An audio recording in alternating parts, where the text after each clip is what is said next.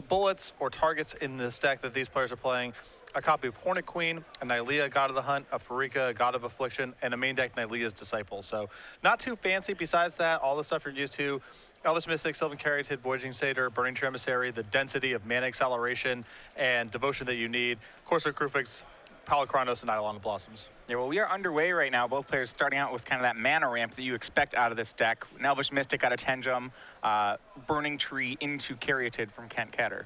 And Court of Calling, one of the more powerful cards in Modern, and Standard definitely has the base, not quite to make the same kind of power level decks, but the same density of cheap mana creatures and huge powerful creatures one needs to facilitate that kind of deck.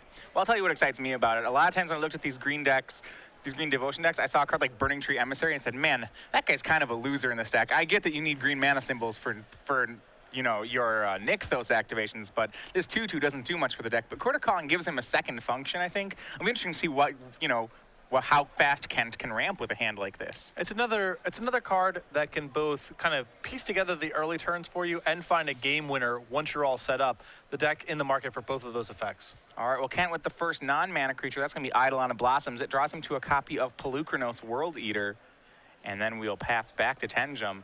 And Polukranos, to me at least, seems like a card that if you can stick that down early and get a lot of mana behind it, it can really make this a one-sided game. It's another card, you know, some mixture of normalization and payout. It can be a cheap, you know, very early 5/5, which is quite good, and it is another thing you can go off with your Nykthos draws. So much like Eidolon of Blossoms, a card that can play both roles, both sort of a normal stabilizing card and something that you can go crazy with. Yeah, looking at Kent's hand, it looks like he has a pair of Court of Callings, another Voyaging Satyr, along with a Garruk Caller of Beasts. No more lands this turn. I'm pretty excited about how this mirror plays, because a lot of times the matchup when you're playing this Green Devotion deck is the Green Devotion deck is trying to ramp out big things, and the other guys, you know, trying to keep them down, you know, kill their mana creatures, deal with the threats. But this one, it's like both players are just, you know, they're like hitting home runs and seeing who can hit one farther. Yeah. All right, we see a Court of Calling for Ketter. It's going to be for X = 3. And it looks like he needs to find more action, and he's going to go ahead and get Corsair Crufix. I'm looking for more lands, I would think. Yeah, his hand is right now just, it is all spells, and some of them are quite expensive. You see Palakranos in his hand, Garruk, so he's in the market for more mana. He also gets to draw a card off the Eidolon in this world too, so you see him shuffling back the Farika as well. Both of these cards will trigger the Eidolon, so Ken just deciding which one of these effects he wants to go get. All right, so yeah, Corsair's into play there. He gets the trigger off the Eidolon, as you said. Doesn't have his land yet for the turn, but he gets 2 cards, you know, the one he draws and then the one that remains on top of his deck here to try to hit. And this matchup feels like a race to Nykthos to me, because both of these decks, obviously, they're all playing the same tools. It's the same 75, so it's who's going to be able to break serve first or really explode the pace of play. And it's the player who finds Nykthos who's going to be likely to do that. And as you say that, Kent draws a card, and the top card is the Nykthos you mentioned. And I have to agree, like I was, you know, if you want to go back to the analogy of both players are trying to hit a home run and see who can hit farther, Nykthos is so much resource. It seems like the most powerful thing you can do with the deck. You see, counting Kent's mana symbols here, he's on 7 green right now. So Nykthos is already tapping for +4 mana than what it normally would. And this is what I was mentioning before about Palakranos kind of being able to play both roles of normal card that can be just good in a normal game of Magic and something that you can go off with. Well, so we can go off. We'll see what Tenjum can do here. He makes a second Eidolon of Blossoms, draws a couple cards, plays Burning Tree into Voyaging Satyr, but that does untap, and you will see what kind of destruction Kent can do with this Polukranos. It's possible that he could monstrous this and eat a lot of Tenjum's board. I don't have the exact count on how much we're talking about, but it's not a little. He also has the option of playing Garruk this turn, drawing some cards, building up his board, and then doing that play the following turn. Right. We'll see what he does here. So Nykthos, we said, he taps for 7. He has 8 mana available, 9 once you count the Sylvan Caryatid. It's not clear to me that Kent can make any appreciable inroads to Tenjum's board this turn. He may be able to kill some mana creatures, but it's one of those things where if Tenjum doesn't have Nykthos, then you can clear everything up next turn. And if he does have Nykthos, you're probably not doing enough damage to his board to prevent him from doing anything of significance. So Kent may want to go with Garruk as his big play this turn to pave the road for Palkranos next turn. Yeah, he's going to do that. And, I think I agree. He probably wants to get this Voyaging Satyr down as well. Right now, that guy represents so much mana because of the Nykthos that's in play. We'll see Garrett gets plussed. It's going to go ahead and draw copies of, we see Hornet Queen, Courser of Krufix, Sylvan Caryatid, Courser of Krufix, drawing 4. So all the tools that Kent could need here. I doubt he's even going to have time to play all of those. No. Although, next turn, if he does deploy this Voyaging Satyr, as you mentioned, he could make, 30, 40 mana is not out of the question. If you've never seen Green Devotion in action before, this deck can generate a lot of mana once it gets to this sort of board. Yeah, the key card, remember, Voyaging Satyr can untap Nykthos, so that's a second Nykthos activation. We see Elvish Mystic and Voyaging Satyr is the last place for Kent. He's going to pass back. So right now, yeah, to put things in perspective, that turn he upped his Devotion from 7 to 11. So right now the Nykthos, it's basically tapping for 9. So if you look at his mana count, it would be 18, 19, 20. He'd have 24 mana available to him next turn, and that's a minimum because he also can play things before the Nykthos untap. Yeah. So his single green spells start netting mana actually. If it's pay a green to cast an Elvish Mystic, that actually generates 2 because the Voyaging Satyr is going to untap the Nykthos. Yeah, so it's at least 24 mana next turn. All right, and can Tenjum find his own Nykthos? He's going to need that to compete, and he probably needs it this turn. Plays a Courser of Krufix, 2 draws, and under that, he does see the Nykthos. Can't you see what the reaction knows that he found something good? Tenjum may be able to go off first here because Tenjum actually has the Voyaging Satyr already in play and ready to untap. Yeah, this felt like the spot where Tenjum needed to find Nykthos right now. And now that he has found it, he may be the one in the driver's seat. Yeah, so Tenjum has a Devotion of 11 here. So this first tap is going to be for 11. He's going to be able to play some things. We'll see how much damage he can do right now. He's going to have access to at least 20 mana this turn. Like I said, probably more. All right, so he starts by tapping for 11, makes Courser of Krufix. That's going to draw 2. It draws Nylea's Disciple and a land, so he's down to 8 mana. Another small but significant improvement for this deck is Llanowar Waste as well, another M15 reprint. The black mana situation it was reasonably consistent, but not ideal. Now the mana base simply gets to be 6 forests, 4 green-black dual lands with Overgrown Tomb and Temple of Malady as well, and the 4 copies of Nykthos. All right, and here comes the damage. Polukranos puts his mana count down to 4. Voyaging Satyr is going to untap Nykthos. Now his Devotion is up to 15, so that's plus 13. He has a Polukranos and 18 mana live right now. Yeah. That big turn that Kent was winding up for, I don't know if it's ever going to come. Yeah, because once he loses his board here, he then has to be able to reassemble it before he can start doing anything crazy of his own. And in the meantime, he's going to be under a ton of pressure. Tenjum is going to have a large Palkranos on top of just the 1/1s and 2/2s and 2/4s he has scattered about in play. Look at him, he's counting all the toughness here that Ketter has. So he said 18 mana, so he can activate it. That means for X equals 8, so you have 8 damage to throw around with that Polukranos. Counting here, that's going to be enough to take care of 4 creatures, it looks like, from Ketter.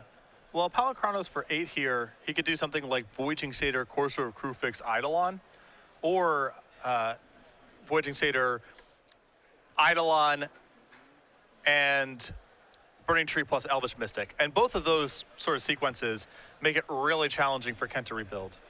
Yeah, it seems like the primary thing is getting that Voyaging Satyr off the table. It's hard to imagine Kent does anything too bad for you next turn in the absence of that Voyaging Satyr. That has to be priority number 1. After that, if you want to pin down the mana creatures, I would imagine priority 2 is getting rid of the Eidolon, as that's another card that Kent can kind of rebuild with. And it's going to get rid of everything. So it's targeting all 4 of those creatures. Kent's going to court in response. I think he's going to court for Voyaging Satyr, would be my guess. Absolutely, that's the play. Court is a really nice piece for this deck. Yeah, and that was one of the things I was a little interested when I first saw Court. I thought it was overrated because when people say, hey, Court's this great staple of Modern, it's going to be great in Standard. And my first thought is, well, in Modern, Court is really strong because you have plays like, hey, you're playing Storm, I'll Court for Aethersworn Canonist. You're playing Affinity, well, I'll Court for this Kataki. And there's nothing that level of backbreaking in Standard. So I was wondering, how good is Court going to be? But it seems like it's holding its own in decks like this. Yeah, tutor effects generally get more powerful as the card pool expands. You have more options to search for. So in that respect, Court is going to be less powerful in Standard than it's going to be in other formats.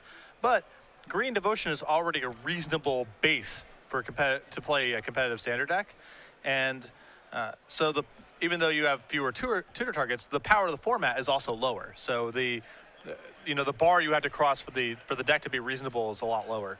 All right, so Tenjum, after eating 4 of Kent's creatures, was able to knock down the Garruk with a swing. We'll see, can Kent recover here? Looks like it's gonna take a lot of cards like Burning Tree Emissary to build his Devotion back up. And I don't know how many of them he actually drew off that Garruk. The answer, I don't think he has any Burning Trees, so this is gonna be a rebuilding turn. Well, Kent has found his 1 copy of Hornet Queen, which is a reasonable defensive measure against the board that the Tenjum's built up here. Yeah, the worries in me, okay, when you let Andrew untap, he has almost infinite mana. Yes. So the question will be like, whether or not Tenjum's hamstrung on card draw. And with a pair of Eidolon Blossoms, my guess is no. My guess is that he'll just be able to continue drawing cards and casting things. If he doesn't have a Garruk already, he may be able to find one. But if he doesn't have a Garruk and doesn't have enchantments for the Eidolon, Kent may be able to rebuild here. Kent basically has to hope that Answer's hand is lands and mana creatures. Right. And he has to play the game assuming that is the case. All right, so he starts out playing Sylvan Caryatid, taps Nykthos. This is for a green Devotion of 5, untaps the Voyaging Satyr. So right now Nykthos is plus. You can think of it as a land that taps for 3. So 5, that'll go up to 8.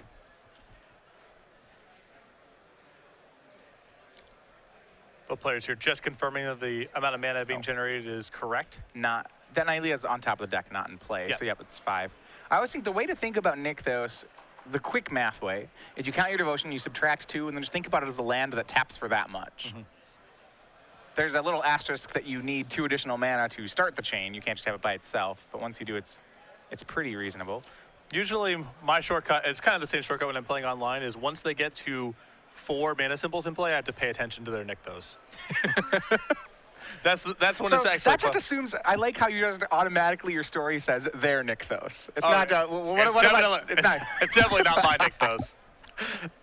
All right, Hornet Queen is down. It's a Flying Death Touch with 4 more Flying Death Touch. That will provide some safe haven for this, 13-13 Pelukrinos. Yeah, Hornet Queen's not shabby here. Tenjum, of course, can blow the whole thing up if he's able to find another copy of Pelukrinos, but for the time being, I mean, there's no other ways for his deck to kill creatures, so this is a pretty good defensive board from Ken. Yeah, I was excited to see how Hornet Queen's actually been pretty good in this deck. I've seen talked to some players about the strategy. I think it's one of the more hyped strategies right now, or one of the more, at least flashier ones, using M15 cards. But it's pretty good against grindy decks as well, like these Jund mid-range mono black shell, it's 5 creatures, they probably have to expend multiple cards to kill all this stuff. Yeah, it seems like a really good game 1 tutor target to go get. You can easily draw too many copies of this kind of card, so I wouldn't want to play beyond the first one, I think, but here it seems excellent. You can imagine all sorts of matchups where this sort of effect is very powerful. Yeah, and Court of Calling, to be honest, I prefer to never draw this kind of card, and that's why I think Court of Calling is pretty good. You can see Kent here writing F6 on the back of his life pad. For those of you who are not up on the Moto slang, that's the button you hit to basically say, do whatever you want this turn. I'm not going to stop you or respond or do anything. Just go nuts. Yeah, you pass priority for the rest of the turn. Say, I have no plays. All right, and Tenjum's going to start with an Nylea's Disciple and gain a ton of life. I wonder how much life total. I don't feel like life totals matter in this matchup. Feels all about the board. Garruk, Pelukrinos, those are the runaway cards. And once you develop something overwhelming the other guys, just not catching up, so. Yeah, you can swing for 100. Also, this deck's very good at blocking, too, which is another factor. It's hard for the game to come down to damage racing because you have all these Sylvan Caryatid and Corsair Krufix, Hornet Queen type of creatures clogging up the ground. Yeah, I suppose there's some concern of if you start trading too much, I don't know. I was going to say you could run out of large creatures, but that doesn't even seem real. I mean, you have such a wealth of mana that you get to do plays as we see from Tenjum here, where he has a 13-13 Pelukrinos, and before he even attacks, he's just going to go ahead and make a second one so he can monster hit again. Yeah, it doesn't even matter. Just doesn't need that. We might even see it fight that this Pelukrinos will fight all the Hornets at once. It better be all of them. You don't want to go halfway. All right, this one monster says for 12. So 1, 2, 3, 4, 5, 6, 7, 8, 9, 10, 11, 12. It's exactly 12 toughness, worth of things shot down. And yeah, you know, it seems like the first large Pelucranos activation, it doesn't seem like you come back from it. It's very tough. Yeah. I mean, the upshot is that you have, you know, Sylvan Caryatids, which they can't target, which helps redevelop your mana a little bit, gives you some chump blockers, but so much of your board just gets gunned down anytime this scenario comes up. Very hard to recover. Now, if you look at Tenjum's board here, however, there's a chance for Ketter. So he's been plague-winded twice, which, you know, well, that's pretty rough for him. But Tenjum's hand is all lands and mana creatures at this point. And as we said before, you know, that's what Ketter, he needed to play, assuming that if he can stabilize the board. Remember, Tenjum's board now is just a bunch of 2-power guys. Yeah. It's like Ketter, if he can get enough Caryatids and Courser of Crufixes, can actually start to block. So maybe his life total starts to matter a bit here. He still has a lot of blockers to play with. And that Pharika, God of Affliction, that's on top of his deck is, I would say, one of the better cards he can get here. If you want to talk about something that makes a lot of blockers at will that can trade away with these creatures, Pharika's going to do a really good job of it. Although I believe Tenjum has also found his on the top of his deck right now. So. Oh, all right. So now we get... Tenjum will probably untap and eat the entirety of both graveyards before Ketter ever gets a chance. Well, I don't think he's going to attack Kent's graveyard necessarily because the trigger on Pharika is symmetrical. Kent gets the tokens if it's out of Kent's graveyard. Whoever you eat it from gets the token. Right, but I still think Tenjum gets an opportunity here to make a large Death Touch creature, generate some tokens out of his own graveyard. Mm-hmm. Now, that said, I think Kent's graveyard's much better stocked at this point. Based on, I think he's lost 4 creatures on consecutive turns. Yeah, and I think Tenjum showing Cord on the top of his deck, Kent's going to give this one up because he knows it's going to be another large Palacranos or something else heinous, and he could barely survive the first 2. The third one is definitely going to kill him. Thanks to Pharika, Tenjum can draw the Cord this turn, then Cord, get the creature, monstrous it, go from there. So game 1 goes to Andrew Tenjum in this green-black Devotion Mirror. Largely, like I said, he was the first person, it seems like, to be able to Voyaging Satyr a Nykthos. Yeah, that's getting to go first with your Nykthos and having some large payout to me feels like the key of the matchup because there's not a lot in the way of removal spells between these 2 decks, of course.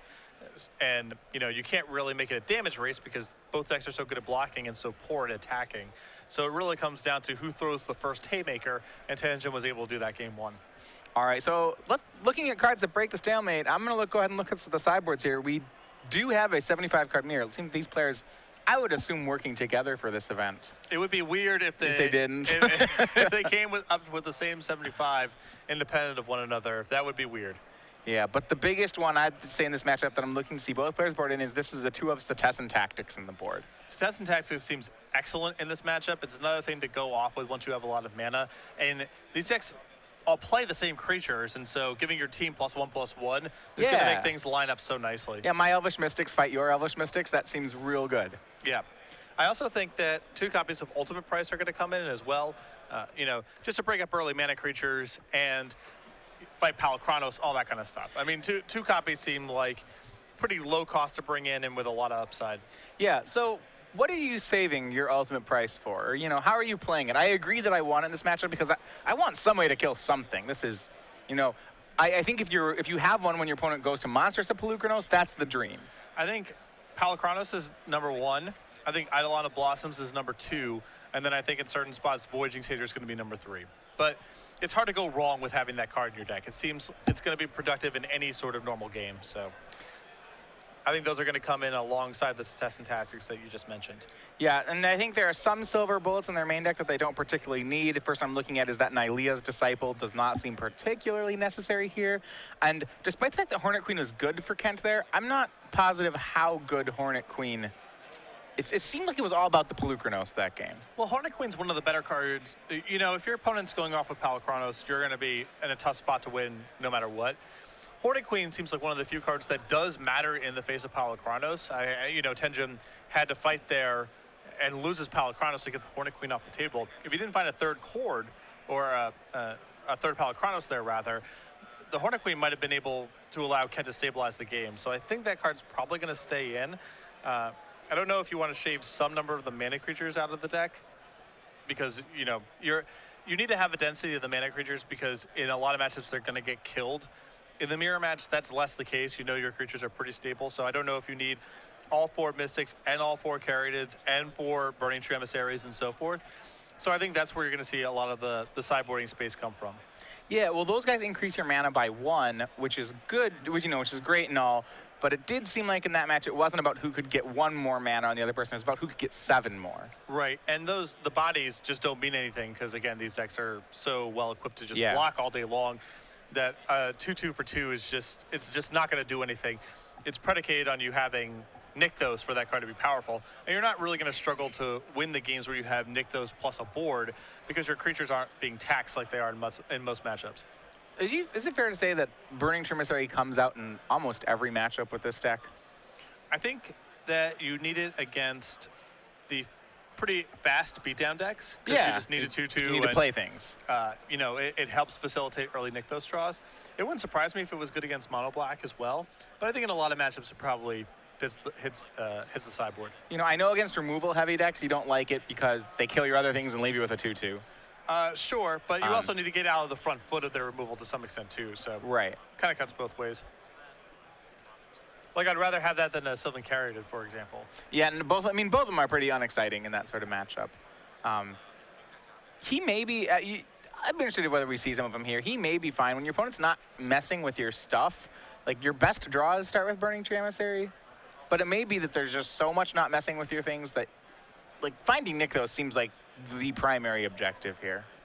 I don't know where exactly you're supposed to make cuts because it feels like there's a density of mana creatures / setup here, assuming that stuff will get killed over the course of a game. And in matchups where that's not the case, do you get away from some of that? I suspect you're supposed to, but I do not know for certain. All right, well, we're underway for game 2. Kent is on the play this time. If you do see, we have numbers next to them. That represents our current standings in the season. Like I said, both top 16 competitors. Kent Ketter currently in 8th, Andrew Tenjum in 16th. These men are chasing Joe Lissette currently as the points leader for Season 3. Yeah. Kent had a great start to 2014, was dominant in some of the early opens, has a 9th place finish, I believe, in both invitationals so far this year. Tenjum, a lot of his resume was built up in 2013 with his invitational elimination rounds, although I believe he was also in the first invitational this year, and just a regular open series competitor and top 8 competitor. All right, we'll see what they can do in this match. I was trying to think of other cards that are good in a mirror match here. If this deck picks up popularity, you know, I would be really excited if we saw Hydra Broodmasters in this deck. I think, oh, you mean if you need tech for the mirror match? Yeah, that guy seems sweet swinging the mirror. Yes. I don't know if you could play him in any other matchup, so maybe. But I mean, right now, if I played him in an untapped with 17 mana, I was like, well, all right, my plan next turn is I'm going to make 7 7/7s.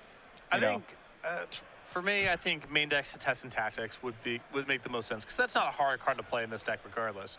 You have so many creatures, so much mana, and you're looking to trade up a good percentage of the time. That certainly is a much more playable option. Yeah, I'm trying to color inside the lines a little bit here. I would probably just go with the tactics.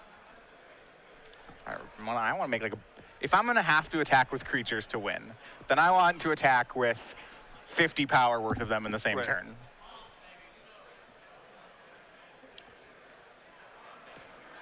Actually, as far as creature decks go, I could get behind this one, though. It's not really a creature. I don't know. It plays like a creature deck sometimes, but it also has very explosive combo draws as well. Right. Yeah. If someone's making 40 mana in a turn, I can respect that. Like, I'm a little disappointed that you're choosing to cast creatures with your 40 mana, but like you made 40 mana, so you still get a pass. This deck can hypothetically cast something like Guruk plus other stuff on the second turn. So it does have some combo draws, too. Yeah. All right, we're starting out. Kent on the play, Elvish Mystic into Course of Krufix. We do see that he has Nykthos at the ready in his hand. Tenjum, no Elvish Mystic, but he's going to start on Burning Tree Emissary into Voyaging Satyr. So both players with some ramp of their own. I don't know if Tenjum's found the Nykthos yet. That seems real important to me. And Kent already does have it, so Tenjum might be in trouble very quickly this game. All right, Elvish Mystic shocks for Overgrown Tomb and just makes Pelucranos, passes back. And this is actually like a mini combo here, right? Kent can just next turn play Nykthos, do a modest Pelucranos activation, and eat Andrew's things. Yes. You don't always have to do it for 12 or whatever for it to be good. You can do it for kind of normal amounts as well. I would say right away that's the trap I'd fall into if I were playing this deck, because I would be like, I don't want to monsters my Pelucranos for 4. That's way less than 12. You know, even if the 4 won, I would do it, and then I feel real disappointed, and then I probably miss that play next game because I was like, that felt so bad. Yep. And right out of the sideboard, as you mentioned there, Ultimate Price takes down Pelucranos on Andrew's side, and it looks like we have another match where fireworks are going to fly, a Nykthos on Tenjum's side. And I think once again, Tenjum's Nykthos is going to be better than Kent's. He has 2 Voyaging Satyrs to go with it. Yeah, it's unclear if he has any big payoff at this point. I mean, he's down to 2 cards in hand and so forth, but he definitely will have a lot of mana to play with next turn. Yeah, Kent just makes a forest. We see a second Garruk on top of his deck. He's going to draw some cards. He's setting up for a big turn next turn, so Eidolon of Blossoms draws Garruk. And Elvish Mystic joins the board. And Courser of Krufix hits in for 2. Gotta get in your shot when you can. Boy, these life totals don't matter. Just don't matter.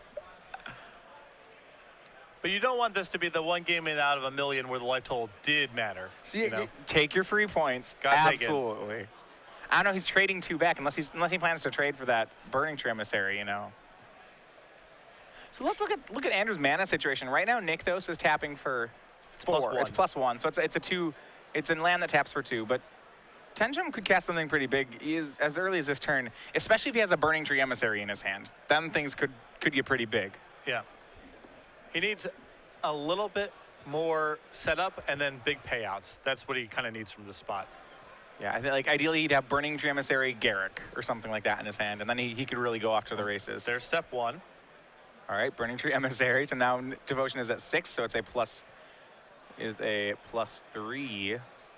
Uh-oh. And it's a Cetizen Tactics. So that's another Plague Wind here, as Tenjum's going to Cetizen Tactics strive onto 3 of his creatures and knock everything except Courser of Krufix off the board. Tough turn for Kent. It's like, Tactics is like more copies of Pelucranos, it seems. You know, it's another green Plague Wind. Like I said, I would move a couple copies to the main deck if I was worried about the mirror, because that was real good. That was really good, and that wasn't even from that big of a base. It's not like Tenjum had 10 creatures in play and Kent had 10 creatures in play. It was, you know, turn 4 of the game, and both players had modest boards, and then that happened. There's a bunch of Voyaging Satyrs and Burning Tree Emissaries. It's probably better than Hydra Broodmaster would have been. Most. One could argue. Hornet Queen joins the board for Tenjum. Now, Tactics doesn't give you the win the game follow-up, I suppose. Like, Pelucranos, not only does he sweep your opponent's board, but then he gives you, like, a 10-10. But Tenjum has a follow-up of his own in Hornet Queen. I don't know so much of a good thing here for Ketter. Flips the top card of his deck. That's a 3rd copy of Nykthos. And, all right, he's going to tap for 1, then play Nykthos off the top. And it's going to be Garruk, Caller of Beasts. He's going to have to reload. He's going to have to do it in a big way. Draws Eidolon of Blossoms, Burning Tree Emissary, and Sylvan Caryatid. Now, we know this Garruk is not long for this world because of the Hornet Queen in play, but Kent just needs to find some cards. He's down so much in terms of raw resources. Yeah. I mean, he doesn't have another reasonable play. This play, like I said, I don't think this play gets there. It doesn't look like it, but it's a start. His hand has a lot of lands, another Garruk, yet another Nykthos, and then that Eidolon and Caryatid he drew. All right, the insects fly over, knock down Garruk. But there is some hope here, right? Other side of that Hornet Queen, Tenjum just played his last card, and it's all mana dorks. Now, if Ken is able to find his own Hornet Queen or Apollo Chronos or a Cord, then the only thing really threatening him right now is the Hornet Queen. He's got a lot of time. Yeah, that's 6 damage per turn. That's, right now, it's 4 turns. That's more than enough time for Kent. Yeah. So actually, yeah, this is an interesting part. Like, this deck does run out of fuel sometimes. Based on, you know, it has this ramp problem that's like inherent in ramp strategies where it's a 3-piece puzzle, right? You need your enablers, your lands, and your haymakers. Nykthos trick again.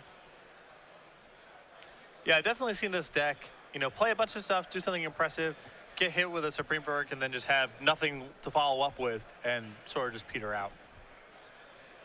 Yeah, and the Corsair Eidolon interaction, it's been interesting to see the deck develop, right? Corsair Eidolon has helped that problem a lot. I think Cord helps the problem even more, but it's still there. Yeah. We'll see. He's going to draw that Burning Tree Emissary, casting another Eidolon, and he's found his own Hornet Queen plus an ultimate price. I'm going to go and say that this seems... Kent has, I think he's recovered here, maybe even more, has done more than recover. Yeah, I feel like this needs to be Palacrano's stat from Tenjum. Yeah, because Kent has the card draw right now. You know, he has this double Eidolon, he has a Garrick. If this game goes on, Kent is going to spend all of this mana every turn, and I don't think Tenjum's going to. Yeah. Carried not going to help. That was the drop for Tenjum. So this is going to be Kent's off to the races turn. And if he gets another turn, that's going to be his, like, dominate the board style turn. Yeah. So if Tenjum can draw something like a Cord or something next turn, he passes the F6 over to Tenjum. And hits the button. All right. I like it.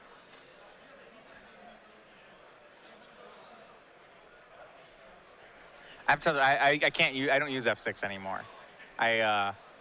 When I first started playing Moto, I hit F6 a bunch whenever my turn was over, and then I like to hit buttons really fast when I play computer games. It's like this ingrained thing of playing video games since I was, you know, my whole life, and so now it's like, I've F6'd through too many things to use F6. Yeah, I'm not a big F6 fan because I don't mind it if you're like tapped out, no blockers, but sure. Otherwise F6ing means your opponent can tell that you have 6, so you no longer have to play around, you know, 1 mana removal spells when your opponent has 1 mana up and they've F6, that sort of thing. Yeah. Moto hacks, if you don't know this one, my favorite one is F8, if you know that one for Moto. I do not. Okay, so what this one does is if at any point you are tapped out with no, you know, you have no plays, like your mana's tapped and you have no creatures with activated abilities, then it F6s you until that's no longer the case. Oh, that sounds like a good button. Yeah. It's a little disconcerting the first time you use it because say you attack and then you tap out, it'll just immediately start going through phases. So sometimes you'll end up clicking through things you don't want to. But if you play like 3 or 4 games with it, then you're good. And I don't know, that one's really helped. It also means that sometimes I get annoyed because if you have a card like Slaughter Pact in your hand, then you can't F6 ever again. F8 just stops working. It's like, whoa, at any point you may want to kill something. So then you have to manually do it. But sure. Cards that ruin the F8. But that's a useful function. I can do that one. All right, so let's go back to our game, though. Kent here has established the pieces. So what is his devotion right now at 2, 4, 6, 8, 10, 11, 12 off Nykthos. We see Setessan Tactics on top of the board for him. I don't know if he has a way to draw it. Does not look like it. No, he just had a Hornet Queen he was able to deploy. Just a Hornet Queen. just a Hornet Queen, Garrick, and Ultimate Price are available. This is interesting. So if you play Garrick and plus it, you're going to lose that Tactics draw next turn. And Garricks are really good. Like, I don't know. Do you want to plus Garrick on this board? I almost feel like the answer is no, you'd rather have Tactics. But Tactics doesn't really take care of, like, you have Hornet Queen to take care of Hornet Queen and Tactics to take care of everything else. Do you need that Garrick? Yeah, it doesn't feel like Tactics is the best thing to be able to find on this board. I would probably just cast the Garrick. But I can also understand keeping the Tactics. Yeah, between the Tactics and Hornet Queen in hand, he should have Tenjum covered.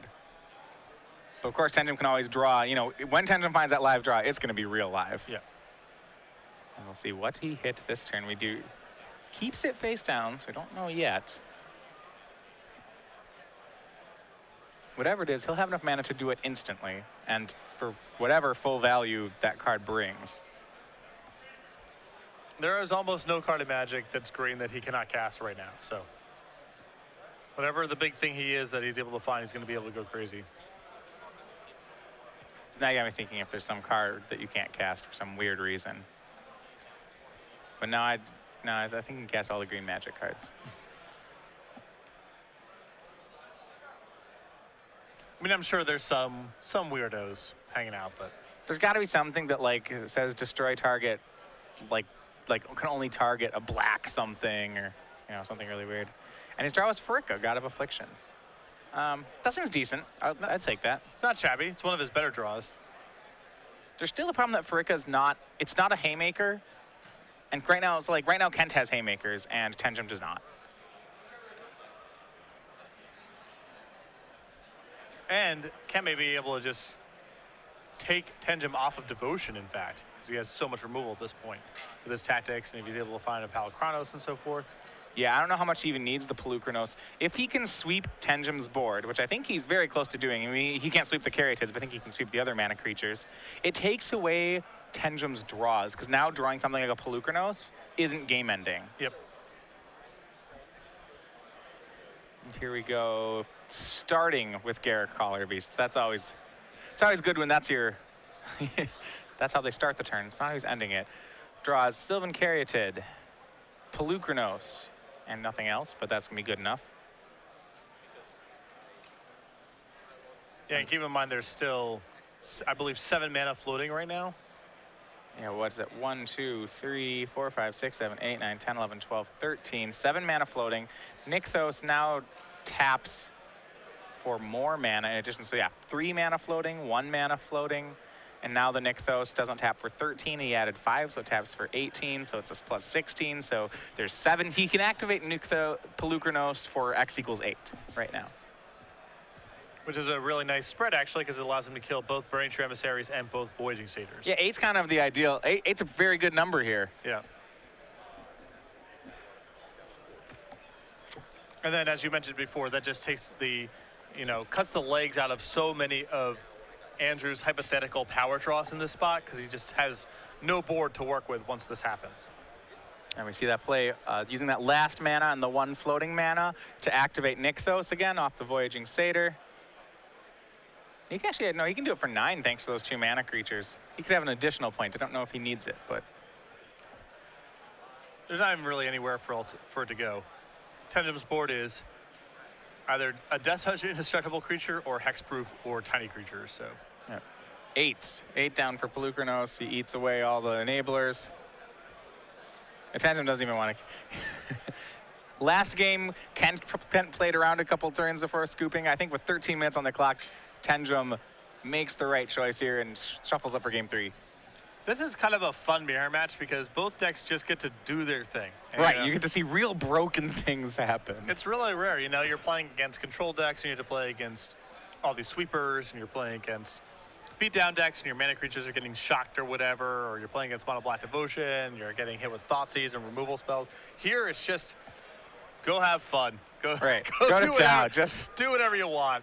What's the biggest thing you could do? What can you do? Right. So it really, I still feel like it's a race to who can monsters Pelukronos for 5 or something first. Based on the first 2 games, it feels like that's the thing that matters the most. Remember, Ketter got tactics, Tenjum cast a pretty nice Setessan Tactics early on in that game too.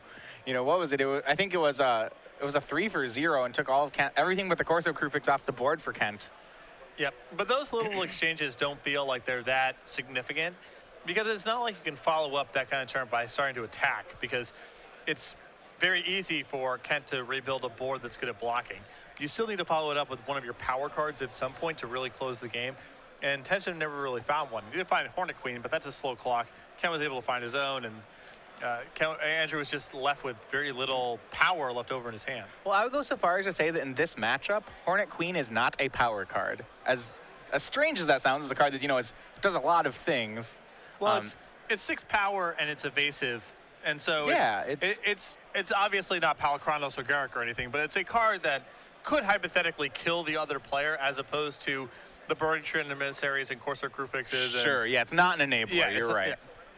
It was we saw there, his game ender was Hornet Queen, and it just didn't end the game. It didn't do it. He didn't let him snowball, and that it wouldn't be like you said. A Garruk there would have done the same thing. Would have been much better. If Kent's hand was really bad, maybe it would have mattered, but that it was Hornet Queen instead of something else. But it is definitely comfortably a tier below the real power in the matchup, which is Palikronos, Court of Calling, and Garruk.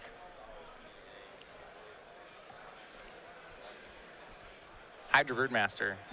Still been early. That'd be another power card. Sorry, I'm gonna get off that one, but I want to see someone. You're not wrong. It would be real good. Would have been really good. at all. It's even efficiently costed, right? It's a 7/7 for 6. That's above the curve. More power than mana cost. Yeah. We could. we got a pretty good crew that came out for this tournament today, which is exciting. Joe Lissette flew out from California. Kind of a last-minute decision here. He's in the house. Ken Ketter, Tenjum, you're seeing them on camera. Jeff Hugel and Jesse Hefner, who was a runner-up in the first Invitational this year. Matthew Hoey, Phelan Longmore, and Peter Tragos. Jeff Rasmussen, Adam Boyd, and Grant Wilkinson, and Noah Cohen. So, good squad. A lot of people came out for this one, and I think we're going to start seeing more and more of that as we get further into Season 3 and into Season 4. A lot more traveling. Try to lock up those 8 slots. Yeah, so those are the players I think in the race you said here. Yeah, Lissette, Ketter, Tenjum, Hoagland, and Hefner who've shown up here. All right, Game 3 though, underway. Elvish Mystic starting for Tenjum. Building up here. Ketter has a hand, it looks like, with a pair of Voyaging Satyrs. No Nykthos, but does have a Garruk, and so he has enough to ramp up to. We'll see what kind of time Tenjum's going to give him. And that is an aggressive play. All right, turn 2, Tenjum plays Burning Tree Emissary, makes 2 mana, and then immediately chords. So this is a chord for 3. Yeah. And it's going to be for... chord for 1. 2 floating. Oh, right, it's chord for 1, right, because the mana were tapped. Okay, yeah, it's a chord for 1, just another Elvish Mystic. If he has a Nykthos, he could make Garruk next turn. I mean, he's got to have some super explosive play for this turn if he was willing to fire off a chord like that. Yeah. Well, Voyaging Satyr was just a play for Ketter. And Tenjum's untapping so fast here. I mean, he's already got an idea what he wants to be doing here. Swings for 2, and I wonder whether that is what he has. See a land there, a Sylvan Caryatid. His last card is Garruk, so it's not a turn 3 Garruk, but it's going to be a turn 4 Garruk. I think Kent can comfortably assume that's what's going on here too. Again, if Andrew is willing to fire off that chord like that. I have another mirror match card, and here's a reasonable one. What about, I've never seen anyone board Thoughtseize in this matchup, in this deck, but it doesn't seem totally unreasonable. That seems fine. Like what if Kent, like I was just thinking right here, if Kent Thoughtseized Tenjum on this turn, like how good would that be? It's hard to go too wrong with having Thoughtseizes. That's true. All right, but Tenjum gets his turn 4 Garruk, flips it. It is going to be a Polukranos and nothing else. 2 Nykthoses and a chord all go to the bottom. Pretty underwhelming Garruk there. He did draw Eidolon of Blossoms for the turn as well, though. And Kent has just drawn Nykthos of his own here, so. Yeah, looks like Kent's behind on board, but he does have the same cards as Tenjum has, plus a Nykthos. This will be interesting because I think both players are going to have uncontested Garruks for a bit, so the turns are going to get really big very quickly. To me, the big question is, you see Kent, he has his Assassin Tactics in his hand. Does he want to try to fight over Garruk at all? Or does he just say, I can fight through this Garruk, I'm going to build up the board? Looks like he's going to go for the latter there. He uses Tactics to sweep all three of Tenjum's mana creatures off the board, leaving him with just a Caryatid and a Garruk. So, Garruk pluses. I think if it hadn't plus, there was a chance he was going to minus and put Polukranos in play and eat things. But now he just needs more weapons, and he pluses it and finds Pharika, Burning Tree Emissary, and another Polukranos. And pinning down Tenjum's mana is another way to take a lot of the power out of Garruk, because Andrew just can't efficiently deploy the cards he's finding. Yeah, this is one of the few decks that, like, playing all the cards that Garruk finds you, like, it's very hard to play the cards as fast as Garruk draws them, and without a Nykthos. Or at least a lot of mana creatures. I mean, that could even do it too in certain spots. All right, Polukranos is the play for Tenjum. He has no lands this turn. And yeah, Ketter has successfully choked him on mana sources at the moment. He still needs to be aware, I would think, though, of not letting Tenjum get a Garruk emblem. Sure. Because that's a way to bypass, that's a way to, quote unquote, generate mana, casting creatures without having to pay for them. And he starts with Eidolon of Blossoms.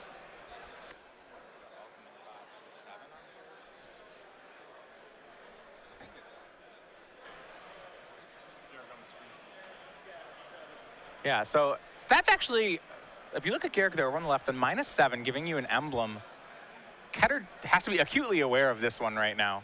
Because he doesn't have a board where he can probably profitably attack Tenjum. And if Tenjum gets that emblem, I do think that he can keep pace with Ketter. Yeah. Well, now Kent has his own Palikronos, which means that Tenjum needs to kill it or generate a lot of mana this turn and go off, or else Kent's going to be able to pretty easily deal with this board. Yeah, he could use an ultimate price. He found one off the Garrick, but if you can't take it, he actually found no cards to draw off that Garrick. It went up to 7. Cord, ultimate price, second copy of Garrick, all to the bottom. Now, does Tenjum have anything of note to follow up with here, you know?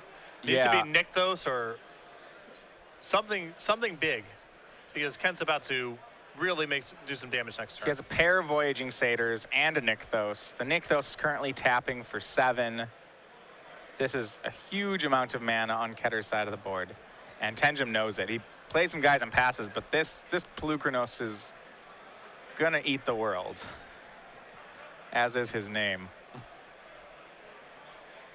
So what do we have here? Yeah, it's 7. So we have at least 7, 14, 21, 2, 3, 4, 25 mana here. Tenjum's losing his board is the short summary of what's going on this turn. Yeah, everything's getting eaten. Well, I'm wondering whether or not he's losing his life total as well. The Sylvan Caryatid's tapped. I think Ketter can kill him this turn. So he already has at least 25 mana. Well, Tenjum has a Caryatid back, so he at least has a chump blocker. Oh, okay. There's another Caryatid. All right, he has a chump blocker. You're right. There's another Caryatid back. Yeah. So this is still really bad for Tenjum. yeah. No ifs, ands, or buts about it, but I think he doesn't die this turn. Well, the hard thing is that Ketter can attack with Eidolon as well as Palikronos to knock the Garrick down to 5. And once Tenjum loses the possibility of a Garrick emblem, I don't see where his out is. I don't see where he's going. Well, if he's able to find a removal spell for Palikronos, then maybe he can kind of like rebuild. Sure, yeah, if He's Ketter not has under- nothing. Yeah, he's not under any pressure to do anything. You know, it's just the Palikronos that's threatening Tenjum's life total, so. Yeah, ideally he would get that emblem from Garrick and find Hornet Queen to deal with this, I think. But yeah, it doesn't seem like he's gonna get that option. Garrick, Palikronos monstrous for 9, eats everything but the Caryatid. And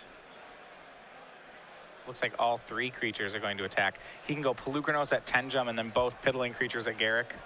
Yeah.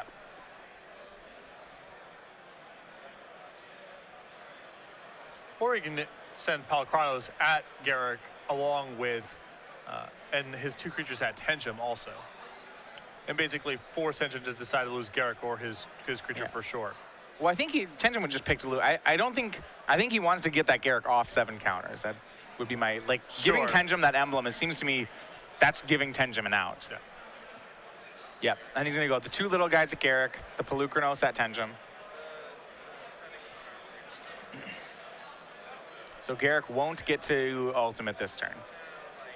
But this is a non-lethal attack, so Tenjum could just say, I'll take it from Palikronos and throw a block on one of Kent's creatures that are going after Garrick. That's exactly what he's gonna do. So he takes 14, drops to 4, Garrick goes down to 6.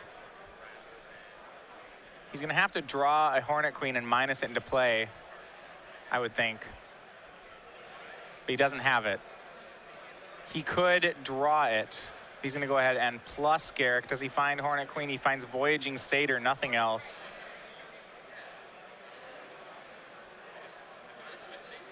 And I mean, he can make jump blockers for a while, I guess, unless Kent has another Palikronos or something like that. Tenjum has time. I mean, there's a slight problem that he's at 4, but... Yeah, he just might get attacked to death this turn. Yeah, he made Farika that turn. Kent's gonna go ahead and shows a Court of Calling, and that will go ahead and do it. Kent Ketter, 2-1, defeats Andrew Tenjum in round 1 here in Kansas City. A lot of fun. That matchup is pretty sweet. Again, both players just kind of get to do their thing. So Kent there with slightly more explosive draws in 2 of the 3 games, and that's what's going to come down to in this matchup.